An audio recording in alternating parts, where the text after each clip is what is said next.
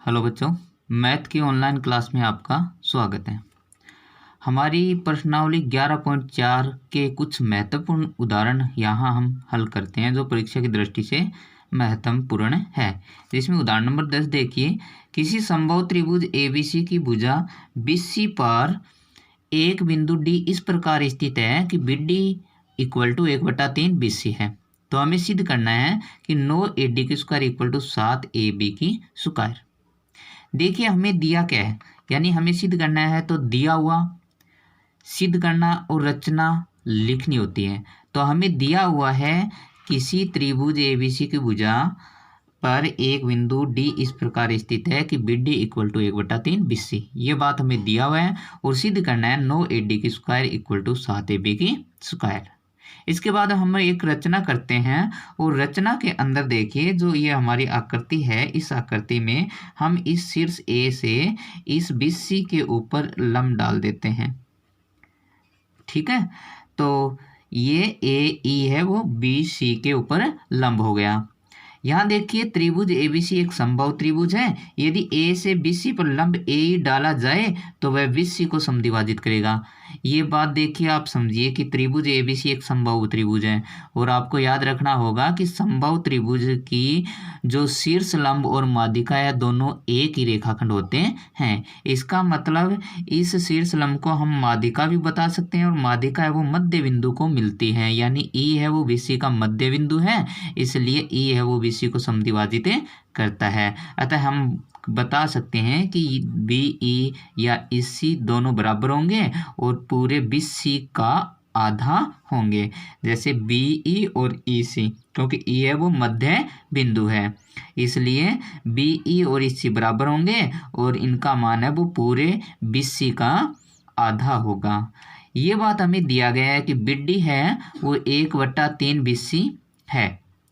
तो यदि BD 1/3 BC है तो D से C 2/3 BC होगा, क्योंकि देखिए ये D पॉइंट है वो BC को यहाँ तक एक भाग में और आगे दो भाग में विभाजित करता है, तब जाके ये टोटल 3 भाग होते हैं, यानी ये 1/3 होगा और ये होगा 2/3। तो यहाँ हम लिख सकते हैं DC इक्वल टू 2/3 BC। अब देखिए हमारा संभव त्रिभुज है, ये कैसा त्रिभुज है, एक संभव त्रिभुज है। तो इस संभव त्रिभुज की तीनों भुजाएं आपस में क्या होंगी, बराबर होंगी। तो AB बराबर BC बराबर AC। यहाँ देखिए ADC एक न्यूनकोण त्रिभुज है जिसका C कोण न्यूनकोण है। जैसे इस आकृति में दिया है ADC में ये C कोण न्यूनकोण है। याद रखना है यहाँ हम न्यूनकोण प्रमेय का इस्तेमाल करेंगे। वैसे तो इस सवाल के अंदर हमें समकोण यानी पाइथागोरस प्रमेय या न्यूनकोण या अधिकोण तीनों में से कोई भी एक हमें यूज कर सकते हैं। तो हमने यहाँ पे यूज किया है न्यूनकोण त्रिभुज। और कौन सा न्यूनकोण त्रिभुज, ADC, जिसका C कोण है न्यूनकोण है।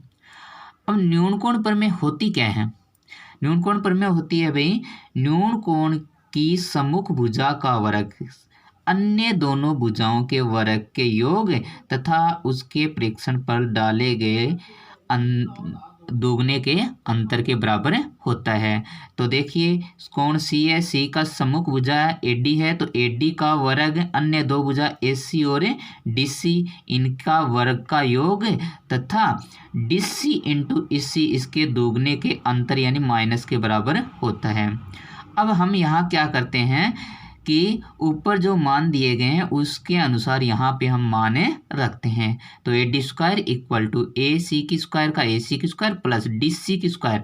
यहाँ देखिए DC इक्वल टू 2/3 BC है, इस चीज को हम यहाँ मान के रूप में रखेंगे। तो DC इक्वल टू 2/3 BC, तो DC के स्थान पे हम 2/3 BC लिख सकते हैं, स्क्वायर है तो हम स्क्वायर लगाएंगे, माइनस 2 DC का मान 2/3 BC लिख सकते हैं, इंटू EC का मान यहाँ देखिए EC इक्वल टू 1/2 BC लिख सकते हैं।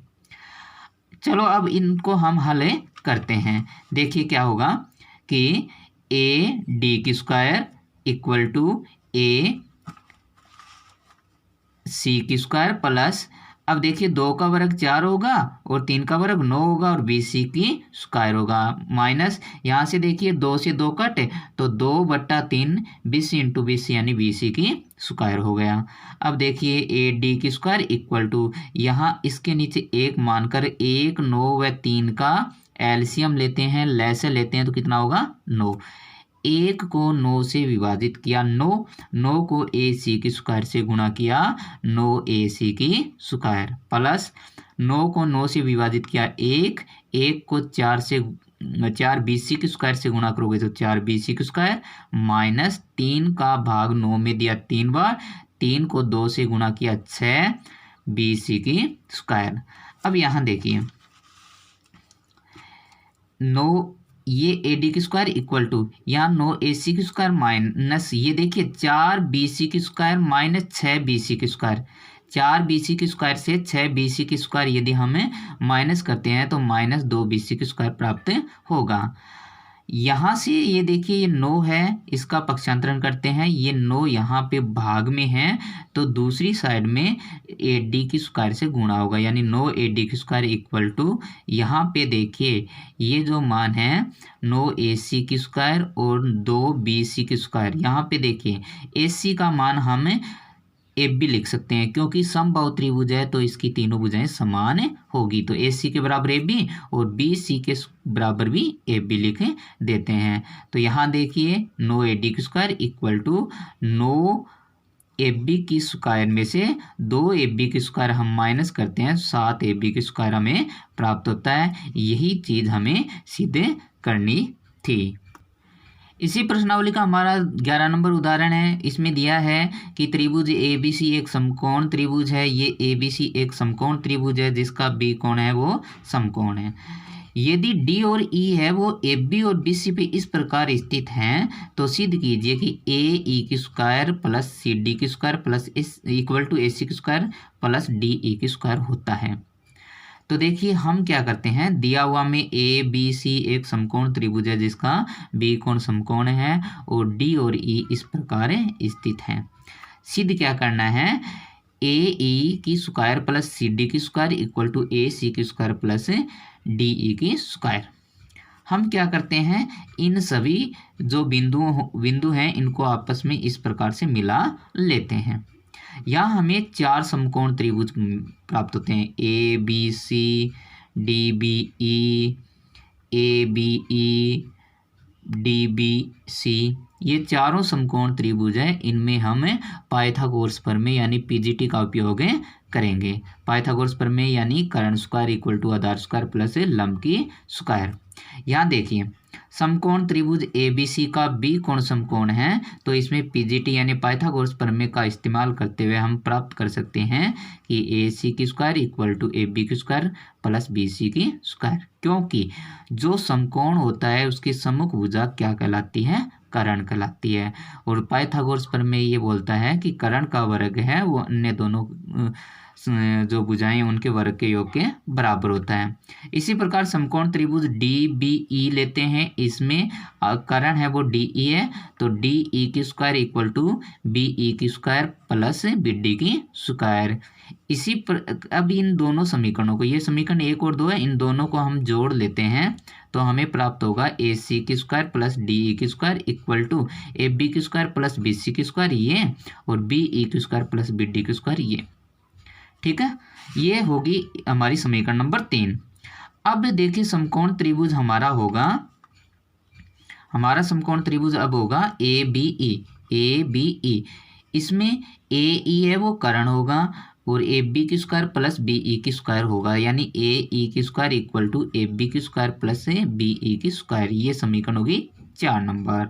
इसी प्रकार समकोण त्रिभुज BDE और C लेते हैं जिसमें DC है वो कर्ण है, तो इसमें भी पाइथागोरस प्रमेय के अनुसार यदि इसमें मान रखते हैं तो CD की स्क्वायर इक्वल टू BD की स्क्वायर प्लस BC की स्क्वायर। Equation number 5। अब देखिए जिस प्रकार हमने 1 व 2 को जोड़ा था, यहाँ पे 4 व 5 को जोड़ते हैं।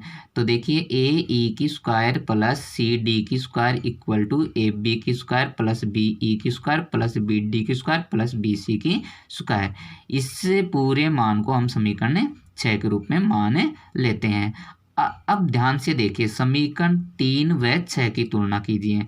देखिए ए बी की स्क्वायर, बी ई की स्क्वायर, बी डी की स्क्वायर, बी सी की स्क्वायर, यानी एक तरफ के मान सभी बराबर हैं तो दूसरी तरफ के मान भी आपस में बराबर होंगे। तो समीकरण 3 व 6 बराबर रखने पर हमें प्राप्त होगा ए सी की स्क्वायर प्लस डी की स्क्वायर, ए सी की स्क्वायर प्लस डी ई की square equal to A E की स्क्वायर प्लस सी डी की स्क्वायर, जो कि हमें सिद्ध करना था।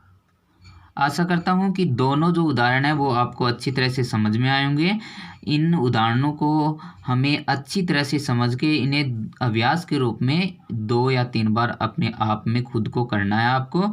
और ये दोनों क्वेश्चन हैं, जैसे ये क्वेश्चन है ये तो 2018 में आ चुका है, तो इसका मतलब ये जो हमारा उदाहरण नंबर 10 है अब की बार मोस्ट इम्पोर्टेंट क्वेश्चन के अंदर आएगा। तो आप इन दोनों उदाहरणों को अच्छी तरह से देखें, समझें और इन्हें हल करें।